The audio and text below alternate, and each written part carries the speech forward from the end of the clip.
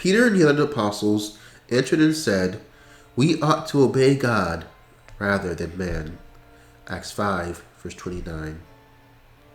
Peter and the other apostles were carrying on an active Christian mission in Jerusalem.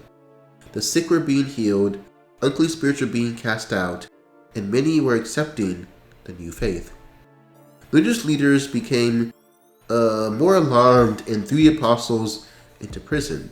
But they served a very short sentence, because the angel of the Lord by night opened the prison doors and brought them forth, and said, "Go, stand and speak in the temple to the people all the words of this life." The apostles responded despite the danger. The religious leaders became more incensed and frustrated than ever. Summoning them before the council, the high priest stormed, "Did we not straightly command you that you should not teach in this name? And behold, you have filled Jerusalem with your doctrine and intend to bring this man's blood upon us?"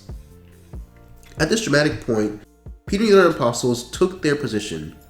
We ought to obey God rather than men, and repeated the same testimony again regarding the risen Christ.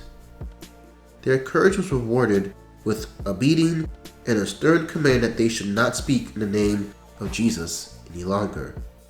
They departed from the council, rejoicing that they were counted worthy to suffer shame for his name. And daily in the temple and from house to house, they ceased not to teach and preach Jesus Christ. Mark Twain is reported as saying that America has three unspeakably precious things: freedom of speech, freedom of conscience, and the prudence never to practice either. Peter and his associates had no freedom, but they had the courage to risk everything for their faith. A little more courage and a little less prudence might be a great asset in spreading the gospel in today's world. The apostles could not be stopped, for they had believed and knew in whom they believed. Their contact with their Lord motivated them to complete devotion and dedication.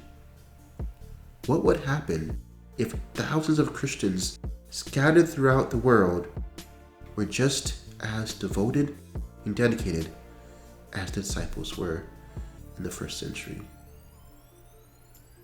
And as always, think on these things.